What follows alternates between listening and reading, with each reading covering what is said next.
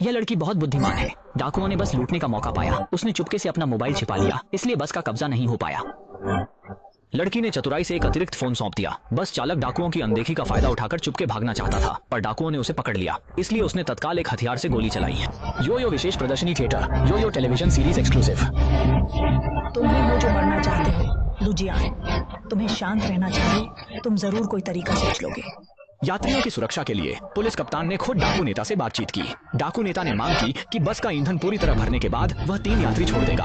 अंतिम परिणाम के रूप में जॉर्जिया के मां ने 3 बंधक निर्धारित किए। इसके बाद सशस्त्र पुलिस कप्तान ने 2 सशस्त्र पुलिस दिखने वाले ईंधन कर्मचारियों को भेजा। इन पुलिसों ने बस में ईंधन भरने का ढोंग किया और डाकू नेता की अनदेखी का फायदा उठाकर चुपके से सिग्नल जामर लगाए। डाकू नेता ने देखा कि बस का ईंधन लगभग भरने वाला था, इसलिए उसने मुड़कर 3 यात्रियों की ओर इशारा किया कि वे उतरकर चले जाएं, और लड़की को सौभाग्यवश चुना गया। जैसे ही लड़की बस से उतरी, उसने अपने पुलिस भाई को देखा, जो भी चकित थे। उसने नहीं सोचा था कि उसकी बहन डाकुओं की बस में है। बहन ने संकेत किया कि उसके पास फोन है और बस से संपर्क करना चाहती है। भाई जानता था कि यह जोखिम भरा है, इसलिए उसने सहमति नहीं दी। बहन की बार-बार विनती पर भाई ने दिल टूटाकर संपर्क बनाए रखने का संकेत दिया। हालांकि लड़की जानती थी कि बस वापस जाना उसके लिए जानलेवा हो सकता है। उसने यात्रियों की जान बचाने के लिए बिना हिचकिचाहट कदम बढ़ाया। तुम इस समय अपने समय का क्या उपयोग कर रहे हो? क्या आप उस छोटी लड़की को पहले जाने दे सकते हैं?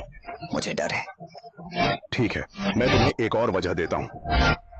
वह बहुत छोटा है, अभी एक बच्चा है। इसके बाद लुटेरों के नेता ने लड़की को बस में चढ़ाया, लेकिन उसने मर्यादा नहीं दिखाई। उसने चुपचाप एक बड़ी माँ को बस से उतारने का कहा, जिससे लड़की बहुत उलझन में पड़ गई। आपने कहा था बच्चे को सुरक्षित भेजेंगे।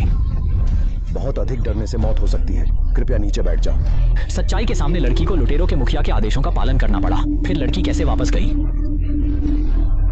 बहन, तुमने उसे वापस क्यों भेजा? मैंने अभी उसे छोटा काम दिया और वापस भेजा। उसने मुझे एक इशारा भी किया, कह रहा था कि उसके पास फोन है। जब हम छोटे थे, हर बार गलती करने पर हम दोनों इस तरह आपस में बहस करते थे। इस समय बस में लड़की ने लुटेरों के नेता की अनदेखी का फायदा उठाते हुए अपना फोन बाहर संदेश भेजा। फोन की जानकारी जल्दी ही बाहर के विशेष पुलिस द्वारा पकड़ ली गई। इसलिए तू 2 ऊंचे स्थान पर है। मैंने बंधकों को नीचे बैठा दिया है। तुम लोग खिड़कियों के ऊपर हिस्से में गोली मारो। विशेष पुलिस भाई के संदेश प्राप्त करने के बाद सभी सदस्यों को बताया।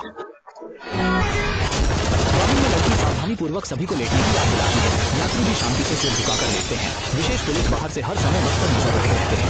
परिपक्व लड़की सुनिश्चित अवसर देखकर मौका उठाकर तेजी से पर्दा खींचती है।